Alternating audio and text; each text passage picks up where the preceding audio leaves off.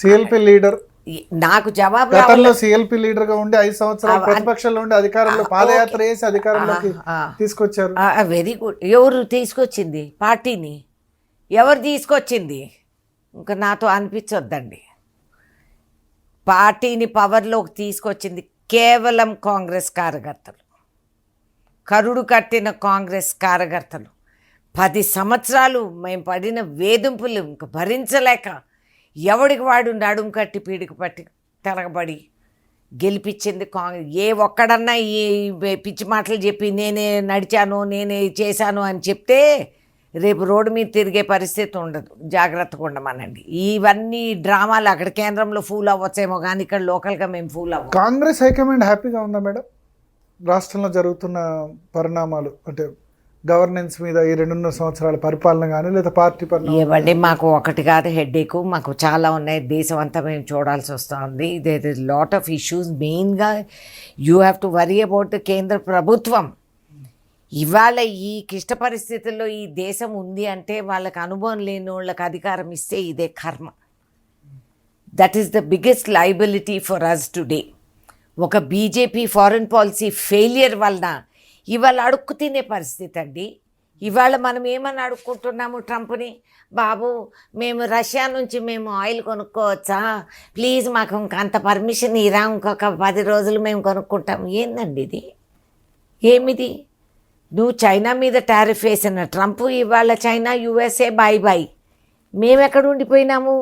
నువ్వు పాకిస్తాన్ అని చెప్పినావు. ఇప్పుడు డీజిల్ పెట్రోల్ కన్జర్వేషన్ చేయాలి అని చెప్తున్నారు. గోల్డ్ కొనొద్దు సంవత్సరం వరకు అని నరేంద్ర మోడీ చెప్పారు. స్వామి, గోల్డ్ ఎప్పుడు కల్లో కూడా అనుకోలేము. గోల్డ్ అంటే మ్యాక్సిమం కుక్కలు ఉంటాయి, ఒక బ్రీడ్ గోల్డెన్ రిట్రీవర్, అంతవరకే గోల్డ్. కానీ మాకు తిండికి లేక నువ్వు గ్యాస్ సిలిండర్ ధర పెంచి నిరుద్యోగ సంఖ్య పెరిగిపోయి 30 ఏళ్ళ వయసు పిల్లలకి ఉద్యోగాలు లేక మా నెత్తిని ఇంకా తల్లి తండ్రిగా మేము భరించి మోసి మేపి వాళ్ళని ఇంకా మేపుతున్నాం. మేము చదువులు చదివిపించి నీట్ ఎగ్జామ్ పేపర్ చేయలేని గవర్నమెంట్ ఇది. ఒకసారి కాదు, 2019 నుంచి పేపర్స్ లీక్ అవుతానే ఉన్నాయి. ఇది ఒక మోడస్ ఆపరాండి కేంద్ర ప్రభుత్వాన్ని. కోట్లాది మంది పిల్లలు ఇవాళ నష్టపోయినారు, కోట్లాది మంది. ప్రతిసారి ఈ పేపర్ లీక్ అవుతుంది, ఆ తర్వాత వాళ్ళు ఏం జవాబు చెప్పారు? గోల్డ్ దాని మీద ఏం చెప్తారు మేడం మీరు? మోడీ మాట ప్రజలు వినే అవకాశం ఉందా? సంవత్సరం పాటు ఏమండి ఇప్పుడు కొనుగోలు చేయొద్దు, అదే గోల్డ్ విదేశీ మార్కెట్. సారు, గోల్డ్ కొనుక్కుండే అర్హత ఎవరి దగ్గర ఉంది సారు? గవర్నమెంటే ఒప్పుకుంది. ఇన్ని వేల మందికి మేము అన్నం పెడుతున్నాం. నువ్వు మన్రేగా తీసి పారేసావు. ఇవాళ పనికి ఉపాధి హామీలో రోజులు తగ్గించేసావు. నిరుద్యోగ సంఖ్య పెరిగిపోయింది. గోల్డ్ కొనుక్కోండి అర్హత ఎవరి దగ్గర మిగిలిందా? 7 లక్షల కోట్ల వర్త్ బంగారం దిగుమతి చేసుకున్నామట లాస్ట్ ఫైనాన్షియల్ ఇయర్. చదువు లేని వాళ్ళు దొంగ సర్టిఫికెట్లు తీసుకొని పార్లమెంట్కి వస్తే ఇదే పరిస్థితి. మాటలు చెప్పేదానికి నేను ఎవడైతే వచ్చాడో వాళ్ళే అంటాను నేను. ఎవడైతే ఫోర్జ్ సర్టిఫికెట్, అది కూడా అహంకారంతో నువ్వు చేసిన 3rd రేట్ ఫోర్జరీ. ఆ ఫాంటే లేదు నువ్వు తీసుకొచ్చిన సర్టిఫికెట్లో, నువ్వు చెప్పిన రోజుల్లో అది ఫాంటే. సుప్రీంకోర్టు వరకు కేసేస్తే సుప్రీంకోర్టు కూడా నోరు మూసుకొని చెవులు మూసుకొని ఉంది. రియలీ జస్టిస్ ఇస్ బ్లైండ్ అనమాట. ఆ information you are not able to get as a citizen. నీ రైట్ టు ఇన్ఫర్మేషన్ ఇవన్నీ కత్తిరించేసి తొక్కి పారేసి అన్నీ చేశారు. ఇవాళ ఇష్ట పరిస్థితుల్లో ఉన్నారు. మిడిల్ క్లాస్ ఫ్యామిలీస్ నాకెందుకులే ఇది నా గొడవ కాదు అని అనుకున్న వాళ్ళందరికీ ఇవాళ గోరు చుట్టుపై రోకలి పోటు. ఇవాళ మీకు అర్థమవుతుంది గవర్నమెంట్. మరి స్టేట్ గవర్నమెంట్ అన్ని సక్సెస్ అయినా ఇక్కడ లేదు. అన్నీ సక్సెస్ అని కాదు, ఇంకా కొరతలు ఉన్నాయి, అవకతవకలు ఉన్నాయి. మేము ఇచ్చిన మాట హామీలు మేము పూర్తి చేయలేకపోయినాము. అనుకోని జియో పొలిటికల్, అసలు మీరు అప్పుడు మీడియా లోపలికి రానివ్వలేదు. మేము గాంధీ భవన్లో మీటింగ్ అయినప్పుడు, ఫస్ట్ మీటింగ్ ఆఫ్ మీనాక్షి నటరాజన్జీ పొలిటికల్ పెట్టినప్పుడు నేను మాట్లాడింది. నేను అప్పుడు వార్నింగ్ ఇచ్చా, future is going to be like this. Rupee sliding, నీ కామర్స్ వీళ్ళు అసలు మహిళా రక్షణ కావాల్సిన నిధులన్నీ కూడా పిఎం మోడీ ప్రచారంకి పెట్టుకొని అన్నిటి మీద. అప్పుడు మమతా బెనర్జీ బాగా అడిగింది, కోవిడ్లో చనిపోయిన డెత్ సర్టిఫికెట్ మీద కూడా నీ ఫోటోనే పెడతామా అని. కాబట్టి ఈ విధంగా ఇది 6 గ్యారంటీల్లో అమలు చేసింది ఒక ఫ్రీ బస్ ఒకటే పూర్తిగా. 200 యూనిట్ల కరెంటు ఫ్రీ బస్. ఆ 200 యూనిట్ల కరెంటు కూడా పూర్తిగా అందరు రావట్లేదట. గ్యాస్ సిలిండర్ 500 కూడా లేదండి, కొంచెం ఎక్కడో కొంచెం దావకతావకలు మహిళలకి ఉండొచ్చు కానీ. 2500 ఇస్తా అన్నారు, ఇవ్వలేకపోయారు. అదే వీరు అంటే పెన్షన్ 4000 చేస్తామన్నారు, అదే 2000 ఉంది. పక్క రాష్ట్రం ఆంధ్రప్రదేశ్లో 4000 చేశారు. అది బీజేపీ గవర్నమెంట్ కాబట్టి ఆ పక్క చంద్రబాబు గవర్నమెంట్ చంద్రబాబు నాయుడు చేశారు కదా 4000. అవునండి, pension Chandrababu Naidu sitting and supporting the government, కేంద్ర ప్రభుత్వం. ఇప్పుడు ఆయన నోరు జారినా కాలు జారినా గవర్నమెంట్ కాస్త కూలబడుతుంది. అందుకని చెప్పి ఆయన వచ్చే ఇక్కడ కూడా ఇప్పుడు మోడీ రేవంత్ రెడ్డి ఇద్దరు ఒకటే అని అంటున్నారు బీఆర్ఎస్ వాళ్ళు. మన మోడీ వచ్చేసి మెరసే జుడే రహో రేవంత్ జీ అని అన్నారు. వాళ్ళకి ఎక్కడా సౌత్ ఇండియాలో ఎంట్రీ పాయింట్ దొరకలేదు. మొన్న కూడా తమిళనాడులో లుంగి వేసుకొని పోతే తమిళియన్స్ అంత బేవకూఫులు ఈయనకు ఓట్లు వేసేస్తారా? ఏమనుకుంటారండి, ఇదంతా నార్త్లో జరగవచ్చు కానీ సౌత్లో ఈ పప్పులు ఉడకవు. We're far more advanced civilisations ఎన్నో విధాలుగా మనం చూసుకున్నాం. ఆయన లుంగి వేసుకొని ఈ వేషాలు మార్చుకొని అన్నిటికీ అందరూ ముగ్ధమైపోయి ఓట్లు వేసేస్తారు. మోడీ బహిరంగంగా రేవంత్ రెడ్డిని రిక్వెస్ట్ చేశారు మెరసే జుడే రహో అని. అది బీజేపీ మోడస్ ఆపరాండి. అది అట్లా చెప్పి అనుమానాలు పాతేసి ఆ విధంగా ఇది చేయడానికి ఆడు సౌత్లో ఎంట్రీ కావాలని ఎత్తుక్కుంటున్నాడు. కర్ణాటకలో జరగటం లేదు, కేరళలో ట్రై చేస్తున్నారు. దే విల్ ట్రై, అన్ని చెయ్యాలి కదా మరి. వాళ్ళు చేసేవన్నీ వాళ్ళు చేస్తూ ఉంటారు. జరగొద్దా? జరగదు. హైకమాండ్తో మంచి రిలేషన్స్ ఉన్నాయా రేవంత్ రెడ్డికి? ఎందుకు ఉండవండి, ఈజ్ అవర్ చీఫ్ మినిస్టర్, దాంట్లో అలిగేదేముందండి బాబు. ఇంతకుముందు రేవంత్ రెడ్డి మాట్లాడుతూ ఒక సదస్సులో 2034 వరకు నేను చీఫ్ మినిస్టర్గా ఉంటాను, ఆ తర్వాత జాతీయ రాజకీయాల్లోకి వెళ్తాను, పార్టీ చెప్పిన వాళ్ళని ముఖ్యమంత్రి ఇక్కడ చేస్తాను అని చెప్పారు. అచ్చా, వెరీ గుడ్. అయితే అందరికీ అవకాశాలు ఉన్నాయన్నమాట. మీకు లేదా? మీకు రాష్ట్ర రాజకీయాల్లోకి రావాలి, ముఖ్యమంత్రి? నాకు ఎప్పుడు కోరిక లేదు, ఇప్పుడు లేదు. What to do? I have no such ambition. ఎందుకు మెంబర్ ఆఫ్ పార్లమెంట్ గానే ఎప్పుడు ఎందుకు సాటిస్ఫైడ్? Very happy. ఎప్పుడు ఎమ్మెల్యేగా ఎమ్మెల్సీగా అందరూ ఆశపడితే ఎట్లండి? ఎవరన్నా ఎక్కడన్నా పనిచేసే వాళ్ళు కూడా కావాలి కదా. It's all right, I'm very happy. మధ్యలో మీకెందుకు బాధ? I'm okay. రేవంత్ రెడ్డి సంబంధించి ఈ 2.5 yearsలో మీకు లోటుపాట్లు అంటే జనరల్గా సరే ఇప్పుడు అందరూ ఇది బాగుంది అది బాగుంది అని చెప్తారు కానీ ఇది చేసుంటే బాగుండేది అని అనిపించిందా? కొంచెం తొందరపాటు తగ్గించుకొని మనం రోజుకు ఒక స్కీమ్ అనౌన్స్ చేయాల్సిన అవసరం లేదు. ప్రజలు అండర్స్టాండ్, సిటిజన్స్కి అర్థమవుతుంది, అందరికీ తెలుసు. ఇప్పుడు పిఎం మోదీ ఏం చెప్పాడు? ఏం కొరత ఉండదు, గ్యాస్కి ఏం కొరత ఉండదు, అన్నీ బాగున్నాయని 10 రోజులు ఊరికే టామ్ చేశారు టీవీ మీద. చేసిన తక్షణం ఏమైంది? After that we don't have gas shortage వచ్చింది సిలిండర్లకి. అది ముందే మీరు మాకు చెప్పింటే ప్రచారం చేసి ఇబ్బందికి మనం గురి అవ్వచ్చు. ఎందుకంటే జాతీయ రాజకీయాలే కాదు, ప్రపంచ రాజకీయాల్లో మార్పు వచ్చేసింది. అందరం కూడా సాహసంతో మనం it's not the first time. గతంలో కూడా ప్రైమ్ మినిస్టర్స్ అపీల్ చేశారు. లాల్ బహదూర్ శాస్త్రి మాట్లాడింది.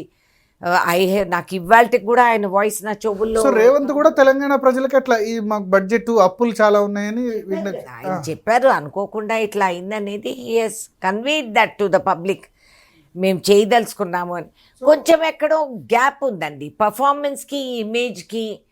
There is a gap. Scheme implement చేస్తే పూర్తిగా ఇంప్లిమెంట్ చేయాలి, సగం సగం చేయకూడదు అంటారు. ఇప్పుడు రుణమాఫీ 20,000 కోట్లు అయినా సాటిస్ఫాక్షన్ లెవెల్ లేదు.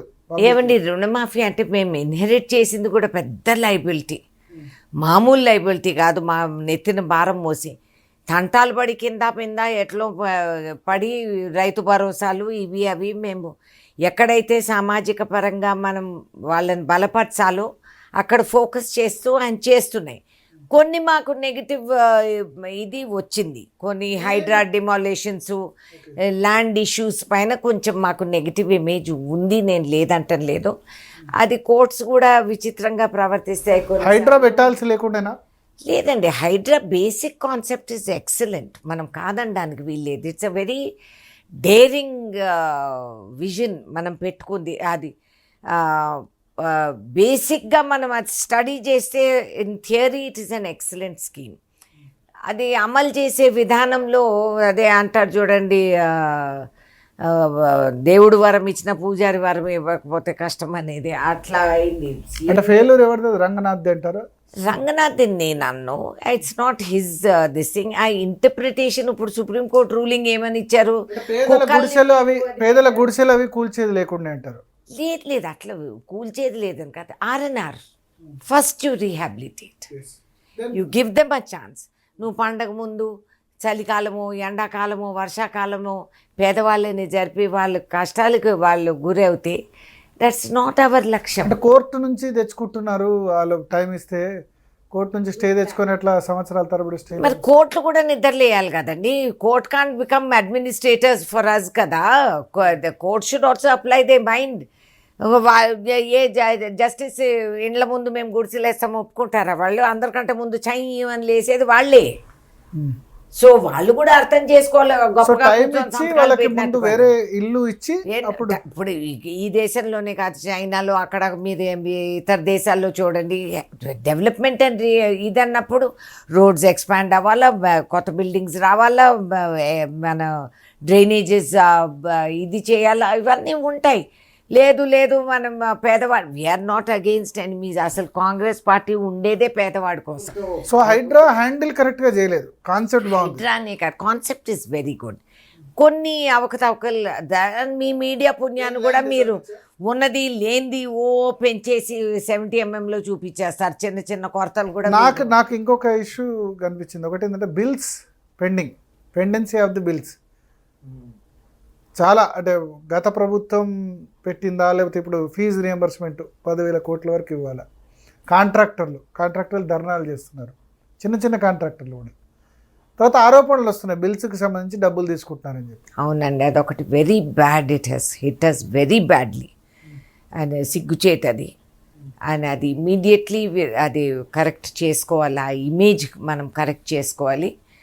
అండ్ దానివల్ల అందరము చెడిపోతాం, ఒకరు కాదు, అందరికీ ఆ మట్టి ఆ బురద రాసుకున్నట్లయింది. It's not good. That immediately CM should take control. ఇప్పుడు మీరు ప్రజల్ని కలవరు, ఎమ్మెల్యేలని కలవరు, మీరు ఫోన్లు ఎత్తరు, ఈ ఎవడు ఇన్ఛార్జ్ ఎవడికి తెలీదు. ఈ image has to go.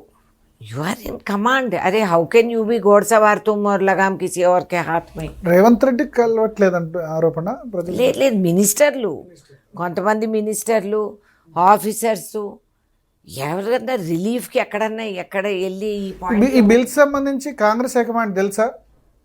Bills సంబంధించి ఇట్లా డబ్బులు అడుగుతున్నారని చెప్పి కాంగ్రెస్ హైకమాండ్ నోటీసులు ఉందా? అంటే ఇదిగో థ్యాంక్స్ టు మీడియా సెక్రటేరియట్లో వెళ్ళి అల్లరి చేశారు, అంత పోలీస్ బందోబస్తు పెట్టాల్సి వస్తుందని అంటే ప్రపంచం అందరూ పేపర్లు చదువుతారు కదండి. ఇవాళ ఇన్స్టాగ్రామ్లో ఆవులు ఇచ్చే ముందు అక్కడ చేరిపోతూ ఉంటాయి.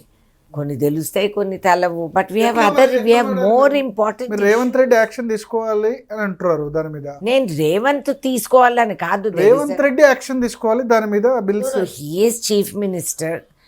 నాకు ఆయన బిల్స్, ఆయన ఫ్రీడమ్ ఉందా? ఆయన మంత్రులు శాఖలు మార్చాలంటే మార్చనివ్వట్లేదట కదా. ఎవరు చెప్పారండి ఈ కథలన్నీ? మరి ఇప్పటివరకు ఒక్క మంత్రి కూడా తీసేయలేదు, శాఖ మార్చలేదు. అవును, ఎందుకు తీసేయాలని ఎక్కడన్నా కొత్తగా చేర్చుకున్నాడు తప్ప ఎక్కడన్నా రూల్ ఉందా అర్జెంటుగా తీసేయాలని చెప్పి? అంటే నాన్ పర్ఫార్మింగ్ చీఫ్ మినిస్టర్ని బ్యాడ్ టాక్ వచ్చే విధంగా, గవర్నమెంట్ కి బ్యాడ్ ఇమేజ్ వచ్చే విధంగా చేస్తే మరి ఏమండి 10 ఏళ్ళు కేసీఆర్ బ్యాడ్ ఇమేజ్ ని ఎవరేం చేయగలిగారు చెప్పండి? ఆయన తీసేశాడు.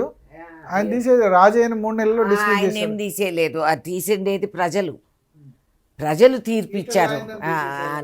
ఈటల రాజేందర్ని తీసేస్తే ఆయన వాళ్ళది ఇంటర్నల్ ఆంతర్యంగా ఏం రహస్యాలు ఉన్నాయో డెఫినెట్ గా హైకమాండ్ ఫ్రీ హ్యాండ్ ఉందా రేవంత్ రెడ్డికి? ఏమండి, when you are a chief minister you are in control. ఆయన ఏమన్నా చెప్తున్నాడు ఐఎమ్ నాట్ ఇన్ కంట్రోల్ అని? అది చెప్పుకుంటే దట్స్ సిగ్గుచేటు. That's not correct. You are the CM, you are running the state. ఎట్లా మరి బిల్స్ ప్రాబ్లం ఎట్లా? ఏమండి ఈ బిల్స్ నాకు తెలియదు, కానీ objection I have about bills is retired government employees PF funds వాళ్ళకి కేటాయించాలి. ఐ అగ్రీ దట్ మాకు బోల్డ్ అంత లోడ్ వచ్చి పడింది. పాత government we have inherited a lot of nuisance, కాదంటలేదు. కాకపోతే దీంట్లో మనం విడతల వారిగా విడుదల చేసి అందరికంటే పాతగా ఫస్ట్ రిటైర్ అయిన వాళ్ళ కాడ నుంచి వీ షుడ్ గివ్. వాళ్ళందరూ వచ్చి నా ఇంటి మీద